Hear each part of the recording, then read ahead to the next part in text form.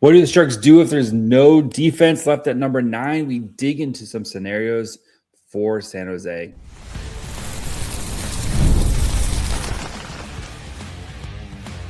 You're Locked On Sharks, your daily podcast on the San Jose Sharks, part of the Locked On Podcast Network, your team every day. Hello, my name is JD Young. On today's episode of Locked On Sharks, we're going to dig in some different scenarios in case the draft decides to go off the rails. And with the way the draft cycle has gone so far this year, who's to believe it won't go off the rails? So we'll look at some potential options at number 27, see who some of the industry leaders have mocked to the Sharks at number 27. We'll look at if the Sharks could potentially move up from number 9 to try to kind of get the defenseman of their choice. But first, we're going to start with what happens if at number 9 there is no defenseman and there's an absolute run on them. So let's get started with that, right? The rumblings that we're hearing right now is that it's pretty safe to say that the San Jose Sharks will be selecting Ivar Stenberg at number 2 overall, right? Gab McKenna is going to go number 1. Ivar Stenberg is, expected to go number 2. And especially with right now, our friends over at FanDuel have Stenberg as a minus 900 to go to the San Jose Sharks at number 2, which is ridiculous odds. For an example, if you were to put a $10 down, you would win $1.11 basically. So it is presumptive that he is going to be the number 1 or the number 2 pick for the San Jose Sharks. Then things get really interesting after that, right? And I think that's when the draft's going to really start, is at number 3 and what Vancouver does. And if they go defense, if they go Malhotra, do they go Vigo Bjork, whatever they decide to do, right? That's kind of where the draft is kind of expected to start here. But what if there's a run of defensemen, right? And we've kind of talked about the 5 defensemen. You have Chase Reid and Carson Carels, who are they're not going to get to San Jose at number 9. And yesterday we profiled, right, Albert Smits, we profiled Keaton Verhoeff, and we profiled Daxon Rudolph. And there's a pretty good chance that one, if not 2, but at least one of those guys should be there for the San Jose Sharks. But what happens if there isn't? And then again, all it takes is just a run, right? And maybe a guy like Vigo Bjork, who is a very dynamic playmaker, but again, a little bit on the smaller side there. You feel pretty confident Malhotra is going to be in the mix there at some point, whether that's 3 to Vancouver, or maybe he goes to Buffalo, or maybe it's hard for me to see him kind of getting past the Rangers at 5, but who knows, right? Forwards, especially centers, and he's considered kind of the best center in the class, but kind of expect him to be there. But so if you do have 3 out of the 4 first picks, we'll just say centers or forwards, and then you go again, let's just say Vancouver picks Reid, and then the Rangers pick Carels, and then the Flames, who I know they just traded for, a player in Simon Nemec, but still, what if again, Mike Grier said it himself, right? Top of the board, you don't pass on talent. You take the best player available. Maybe they go, right? Keaton Verhoeff or whatever. We'll just say Keaton Verhoeff. And then you have at 7, you have the Kraken. They just go we haven't ever selected a defenseman. Let's just go Albert Smits. And then 8. Winnipeg, right? They've had trouble. They're kind of might be starting to rebuild. Let's just take the best player that we think is available. That's Daxon Rudolph, right? And boom, now you're sitting there where you're, again, not likely, but there is a real possibility where the entire that tier of defense is gone, right? And maybe Mike Grier thinks highly of Gustafsson, Ryan Lind, who knows, like that. But it kind of feels like that is a tier, and then Gustafsson starts the second tier of players here. So what should the Sharks do? Do you just draft again? Mike Grier himself, or just draft like best player available? Doesn't matter. Do you take a Viggo Bjork and just say, screw it, we'll figure it out later? Do you take, Tynan Lawrence and just say, screw it, that's our 30C of the future right there? Or that's a piece that we can, do something. Do you just take that player? You could, and I would be, I would understand it. But if it was me and you had this scenario play out, right, where all the defense is gone, that kind of first, bucket of defense is gone, I would be calling to trade down. And the team I would be targeting is one, St. Louis, right? 4 first-round picks. We know they are thirsty to get up into the draft. And they have 11, they have 15, they have 16, and then they have one later on in the draft as well. I think it's like 25 or 26, somewhere around that area, right? I would be calling the Blues and saying, hey, look, you want yourself an impact forward? Come on up, baby. Come get your impact forward here, right? Again, if it's Bjork, if they like Tynan Lawrence, if it's Wyatt Cullen, whoever it is, right? You potentially have a chance to double dip here with number 11, where you could get 2 of them in within 3 picks, right? The Sharks have 9, then Preds have 10, and then Nashville picks again at 11. You could just come up and get your guy. And the picks I would be targeting would be 15 and 16. And if you're wondering, could the Sharks do it? Yes. Yes, they could. Looking at our good friends, Puckpedia, they have, that's for later. They have picks number 9 and 27. The total draft value for that is 49.77. Picks 15 and 16. The draft value for that is 48.44. It is close enough where you feel like I think that both teams would be walking away from that with a fair deal, right? The Blues get to come up, find their guy, right? Whichever again, you have Bjork, you would have Tynan Lawrence, you have Cullen, and for a Blues team that is is going to want to add some top end pieces, you could get a top end forward there, right? For the Sharks, you move down to 15, 16.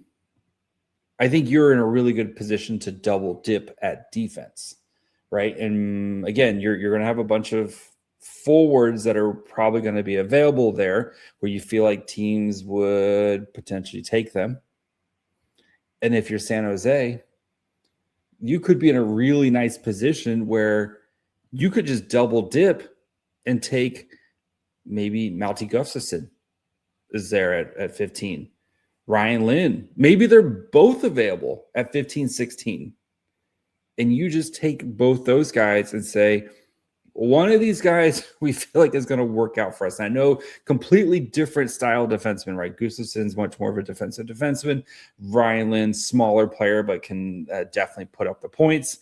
And you just take both. And maybe even that's your pair at some point here is it. You just do something like that. Or, right, you see kind of how the board falls and maybe you get one of those defensemen and then you can grab another forward. You think of a guy, Nikita Klepov, like very much feels like a Mike Grier type of player. If he's there for you at like 15, 16, right? You're hoping one of those defensemen, Gustafsson, Lind, slides to you at 15, 16, and then you go get one of those other guys, right?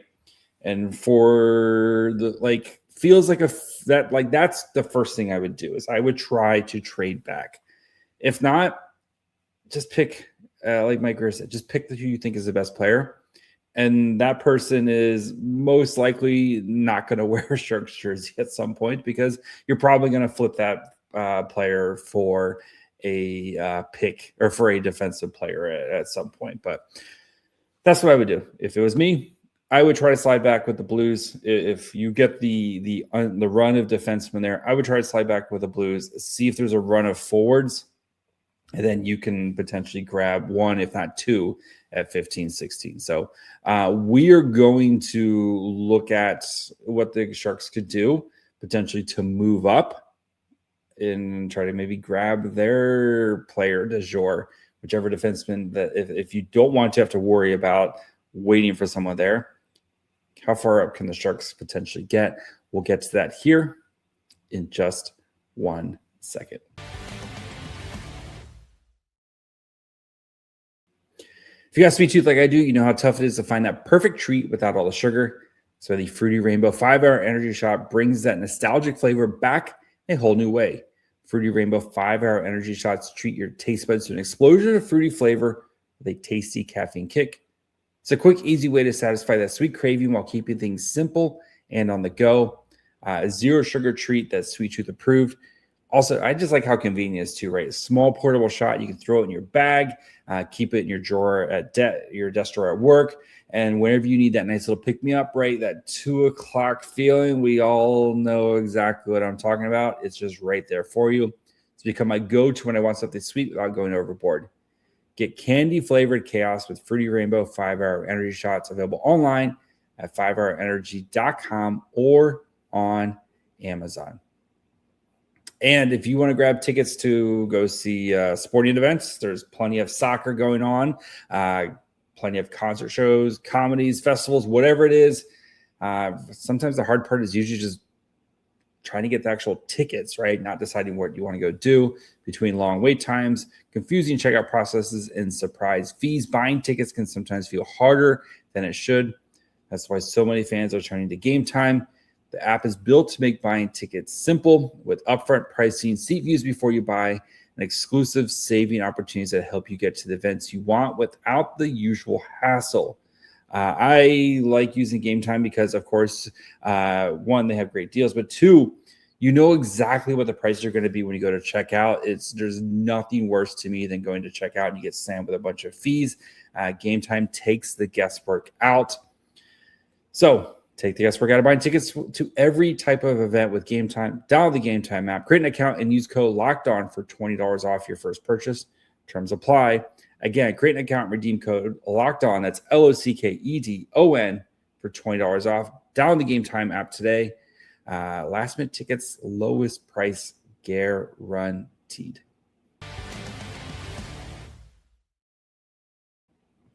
All right, of course, thank you for making Locked On Sharks your first listen. Get your daily Sharks fix completely ad-free by joining the Everydayer Club today.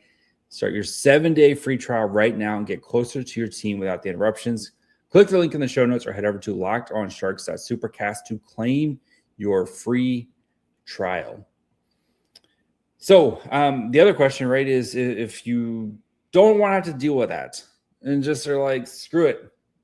We got the picks, right? You got 9, you got 27, you got a pick in the 60s. Let's just move up. Then you don't have to worry about it, right?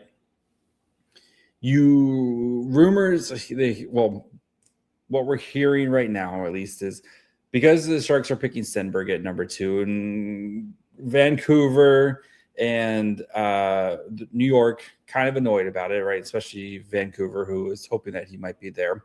Kind of annoyed about it. I think the Sabres just don't care because they probably didn't expect to be in this position like a week ago. But for whatever reason, with Stenberg most likely, going to San Jose, that does leave, of those teams maybe kind of potentially that we're looking at a forward, maybe Stenberg or Haltra or Vigo or whatever. Maybe they're just like not happy with where they're at. And I think for the Rangers, like they should be in that position of we'll just be happy to take whatever we can get because, again, they haven't picked this high in a long time. But maybe they just want more options, and maybe they kind of like some of the, again, we just talked about, well, what if Vigo Bjork slides a little bit, or what if, some other like type of things there. Maybe they like Tynan Lawrence or something like that. And for the Rangers, right, they have Dallas's pick, which is number 26. But, for a team that's kind of, who knows what the Rangers are right now, would it behoove them to just try to kind of get some more stuff right now? And then maybe you get like some stuff and then you can try to move back up into the draft, into the middle of the rounds or something like that, because you have extra picks now. So if the Sharks did want to try to move up, and again, right, if you feel like maybe Chase Reid's not going to be there, maybe, Carson Carels, like maybe not there, but you want your pick of, again, if you love Verhoeff, if you love Smits, if you love Rudolph, whomever you love, right? And who knows, maybe Reid is there at 5. Maybe Carels goes first. Like there's not a, you could very much see Carson Carels going first, especially with kind of his floor and what you expected. Maybe these Sabres, who do have a history of picking left-handed defensemen, they're just like, screw it, we'll just pick Carson Carels. We think he's going to be in the NHL first out of Reid or Carels, right? Or any of those guys here. And for a team like the Sabres, who could, who's going to be a good team, having a high-end impact player who's going to be in the NHL sooner rather than later. And maybe, again, you just traded Bo Byram if you're the Sabres, right? Isn't that a great Bo Byram replacement? Carson Carels? I'm like talking myself into this right now. Maybe that's it. Maybe you get Carson Carels, you give him his ELC and say, we'll figure it out this year with you. Like you can play sheltered minutes for us this year on a really good team. Maybe that's the play for them. And then right there, Chase Reid's potentially available for you at number 5. The Sharks could theoretically move up to number 5 with picks 9 and 27. They'd probably have to, it's pretty close value-wise for pick number 5. You'd probably have to throw something else in there, whether it's a prospect or, maybe you throw in a future pick or something like that. But it's doable. And for the Rangers, right, maybe Chase Reid isn't your flavor and you like one of those other guys a little bit more and you feel like I could get him a little bit later in the draft, plus picking up some extra picks here. So we kind of have a feeling like the Sharks do like Reid. At least Mike Grier has, talked about 6'3" right-handed defensemen don't grow on trees like that. And then you'd be walking, the whole conversation would be mute. This whole conversation we've had for the past, a month and a half here of should the Sharks take Stenberg, should the Sharks take Reid, you could just walk away with both of them. And Mike Grier, if Mike Grier does that, you just build the freaking statue right away because you did the thing, right? You got both the players that you wanted in this year's draft. Yes, did you have to sacrifice William Eklund, and maybe you might have to sacrifice a prospect like a Bistad or a Mussy to send over to the Rangers to kind of make things work when it comes to the actual trade. But then you're walking, like you feel like your future's secured. You feel like you've got all your foundational pieces ready to go if you are the San Jose Sharks and pulling up. And maybe it's not Reid, maybe the Rangers are like, whatever, screw it. And again, maybe it's like the Flames, who you just traded for a defenseman and, you just drafted Zane Parekh, who should start to make an impact. Like, do they want another high-end defenseman? And we just talked about there might be a ton of forwards there. Would the Flames be interested in just sliding back a couple, steps? And if you're the Sharks, right, maybe it's not Reid and Carels, but you get your pick of Verhoeff. You get your pick of, between Verhoeff, Smits, and Daxon Rudolph, and you jump the Kraken, who we know are thirsty to draft a defenseman because they've never drafted a defenseman this high in the draft here. So those are the two right there. I think is you're talking to the Rangers and you're talking to the Flames, and see if you could potentially package both those up, that 9 and 27 up, to go up and just kind of have your choice and go get your guy, at least when it comes to the potential defenseman of choice. And then you're walking away, right? You got a first-line winger, and you got a high-end defensive prospect that the Sharks prospect pool desperately needs. So potential options for you, potential options. So we're going to discuss 27 here. We're going to look at some of our friends and see who they have the Sharks taking at 27 and which guys I think would make a lot of sense if the Sharks do stick and pick with 27. So we'll get to that in just 1 second.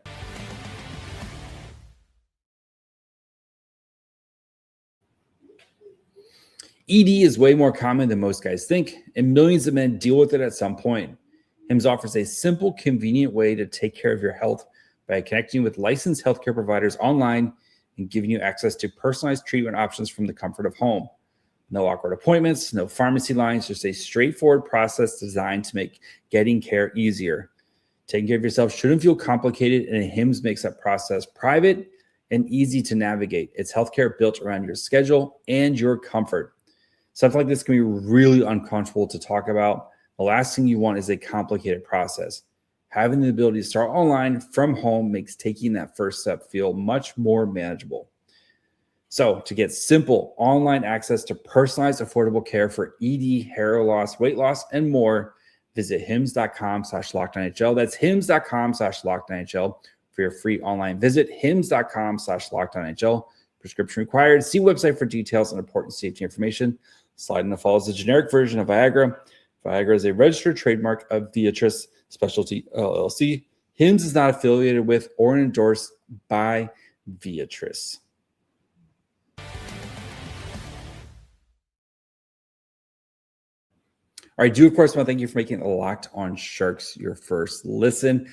We do cover your team every day, and we will be around we got the draft Friday night. We'll have reactions throughout the night. We'll have a recap after that. We'll have draft on Saturday.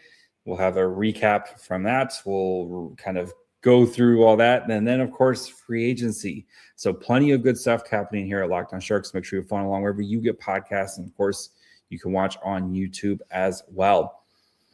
All right.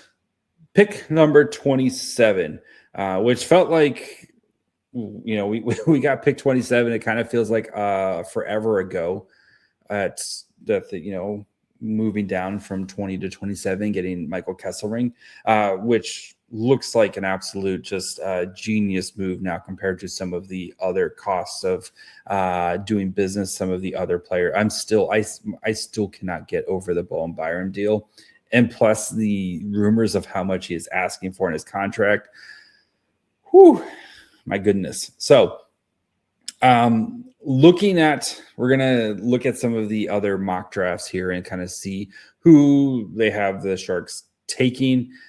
So Craig Button, he has, of course, Stenberg, Rudolph, which is a pretty common, pairing at the top of the draft. And then Adam Novotny out of the OHL, who we talked about on this podcast. And I think very much feels like a Mike Grier type of player, 6'1", 204 pounds. Definitely like a high-end motor. Like he's not going to give up. He plays a grown man's type of game.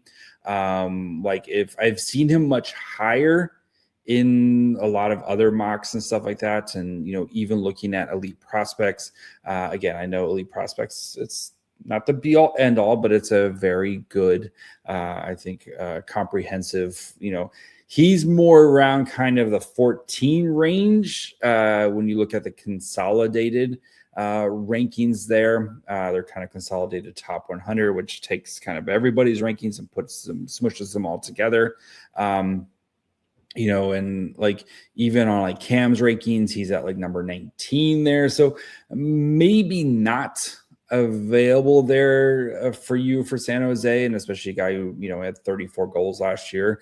Like maybe not potentially like that one. I have a little bit harder time seeing, but I feel like especially with what San Jose kind of covets and the players that they kind of covet, I like if he's there at 27, I feel like that is a Mike Grier pick 100%, right? For San Jose. So Switching over to Scott Wheeler for, of course, the Athletic. Of course, he does a Stenberg Rudolph at the top of the draft for San Jose. And at 27, he has the Sharks taking Tommy Bleyl out of Moncton, right? And if the Sharks walk away with Stenberg, Rudolph, Bleyl, oh my goodness. Bleyl might be continuing to creep up the boards a little bit here, but right-handed defenseman who has he was kind of going into the season, second, third round type of player, but just his transition game alone and his ability to just create, especially off the rush, it is dynamic. And if he's a guy who, again, looking at the consolidated rankings and stuff like that, like he's in that 24 range. So there is definitely an opportunity for San Jose potentially there with him. So someone who I would be very happy to see in teal at some point. And we know the Sharks, who have Teddy Mutrin playing with Moncton last year, they've had their eyes on him at least. So going over to Sportsnet, and this was Jason Buchalez's draft. He's got Stenberg at 2 for San Jose. He has Albert Smits at number 9. So it went basically Verhoeff. It went Carels, Verhoeff, Rudolph, Smits in that order for, and so the Sharks got kind of the last one of that group. But at number 27 also has Tommy Bleyl going there as well. Juho Pipparainen, another guy who's kind of like right there as well, would be a very, a right-handed shot defenseman who probably going to be a little bit more stay-at-home type of defenseman, but definitely kind of fits the Mike Grier big covers ground type of player there. And Pipparainen in that 25 range when it comes to the consolidated rankings from Elite Prospects. So again, another guy who could potentially be there for San Jose. Cam Robinson, with his final mock draft, he has, of course, Stenberg, and he has the Stenberg-Rudolph pairing at the top. 27, he has Maksim Sokolovskii, the left-handed defenseman from London. So if you see the points, they're not great. Like he had 8 points in 44 games, 6'7", 240-pound player. Reading about him a little bit, and I think the reason he kind of struggled was he actually was actually a big thing for him was the sorry, we're looking to see if there's any more breaking news right now. The language barrier, just the having that trouble of hearing English coaches and stuff. He speaks Russian and didn't know what they were asking of him. So he could be a player who, once he gets more acclimated to living in North America and gets used to actually understands what his coaches are trying to tell him, could really see his stock rise here. And again, 6'7", 240-pound guys who can move pretty well. That's right up Mike Grier's alley, as we just saw with Hao Shivong. That is, you just put those two guys on the ice together, and they could basically hold hands at the blue line, and nobody's getting through. That's nobody's crossing the blue line type of thing with those two guys going forward. So interesting, yeah. That's definitely an interesting one there. So. Switching over really quickly to ESPN with their mock draft, Rachel Krishak, Stenberg. So she also has the Stenberg, but she has Verhoeff available for the San Jose Sharks at number 9. And then at 27, Elton Hemmerson, who was a winger over in the Modo Hockey Allsvenskan. Type of high-end offensive skill with dual threat attacking ability. Is a player who I've seen much higher, I think, especially on the consensus board and stuff like that. He's number 18 on the consensus board. So definitely a player where if he's there, like it feels like you're kind of getting a potential steal for San Jose there. So then finally over at Bleacher Report, we do have Hannah Stewart's final mock draft. She also goes Stenberg at number 2. And then she has the Sharks taking Keaton Verhoeff at number 9 there. And then you go down to number 27. And with the 27th pick, sorry, trying to scroll through all the picks here on the Bleacher Report website, Xavier Villeneuve, who very, like I talked about the other day, right? If you go with the 2 picks there at 2 and 9, 27, which would be your 3rd pick. That is your chance to try to crush a home run. Villeneuve, who might be a guy who slides to the 2nd round because of his size, right? He's not the biggest dude and needs to work to get, be more physical and stuff.